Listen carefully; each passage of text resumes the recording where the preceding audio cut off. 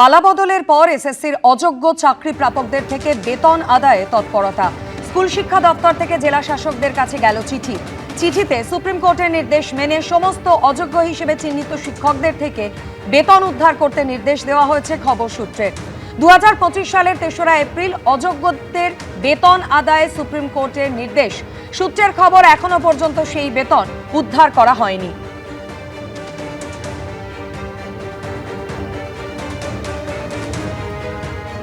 আর এই মুহূর্তে সরাসরি আপনাদের বিধানসভা চত্বরে নিয়ে যাব। সেখান থেকে রয়েছেন প্রতিনিধি কৃষ্ণেন্দু অধিকারী। কৃষ্ণেন্দু, আজকের শপথ বাক্যর যে অনুষ্ঠান চলছে সেই অনুষ্ঠানের প্রথম পর্ব 1টা অবধি চলবে।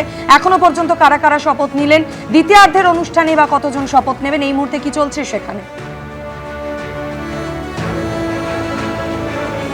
দেখো, এখনো শপথ গ্রহণ অনুষ্ঠান চলছে। প্রোটেম স্পিকার তাপস রায় শপথ গ্রহণ করাচ্ছেন। প্রথম শুভেন্দু অধিকারী শপথ দেন, রাজ্যের মুখ্যমন্ত্রী ভবানীপুরের বিধায়ক হিসেবে শপথ দেন। স্বাভাবিকভাবে নন্দীগ্রামে পুনর্নির্বাচন হবে এটা অভিপ্রেত, এবং 5 জন যে মন্ত্রী শপথ নিয়েছেন অলরেডি তারাও বিধায়ক হিসেবে শপথ দেন। একে একে বিধায়করা শপথ দিচ্ছেন। উত্তরবঙ্গ থেকে দক্ষিণবঙ্গে ক্রমশ আসছে সেই তালিকা। আমাদের সঙ্গে রয়েছেন অসীম সরকার, হরিণঘাটা থেকে দুবারের বিধায়ক, শপথ নিতে যাচ্ছেন। অসীম, তো আপনি সবসময় গান করেন, এই আজকের দিনের উপযোগী একটা গান শোনান।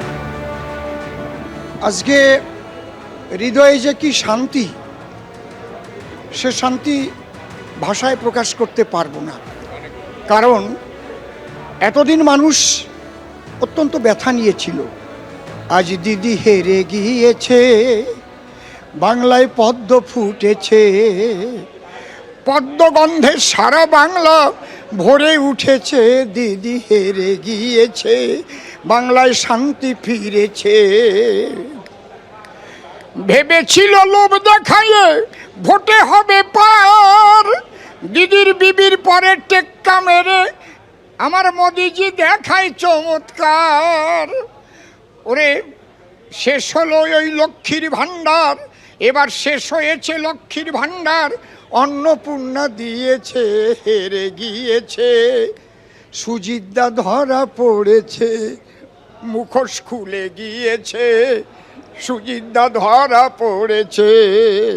বিধায়ক এবং স্বভাবকবি এইভাবেই নাটকীয় কাণ্ড ঘটছে এই বিধানসভায় যারা শপথ নিতে যাচ্ছেন।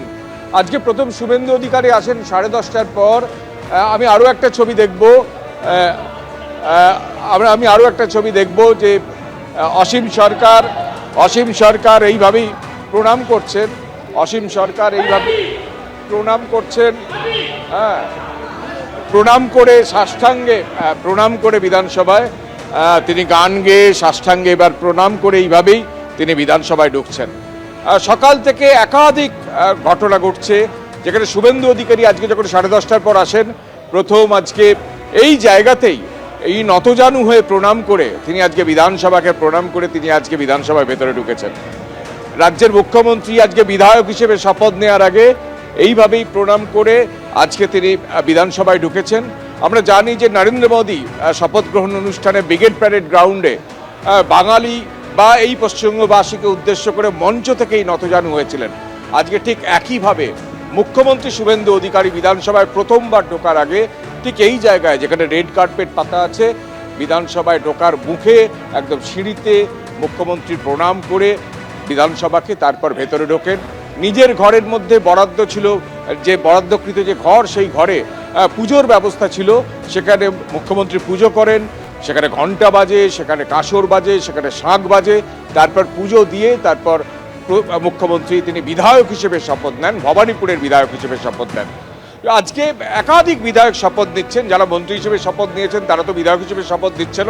অন্যান্য যে বিরোধী দল তৃণমূল, বামেদের যে একমাত্র বিধায়ক, তিনিও শপথ নিতে এসছেন আজকে, এবং একের পর এক বিধায়করা শপথ দিচ্ছেন। আরও একটা গুরুত্বপূর্ণ বা মজার ঘটনা ঘটেছে এই কারণে যে এই বিধানসভায় হুমায়ুন কবির, আম জনতা উন্নয়ন পার্টির চেয়ারম্যান হুমায়ুন কবির দুটো কেন্দ্র থেকে জিতেছেন।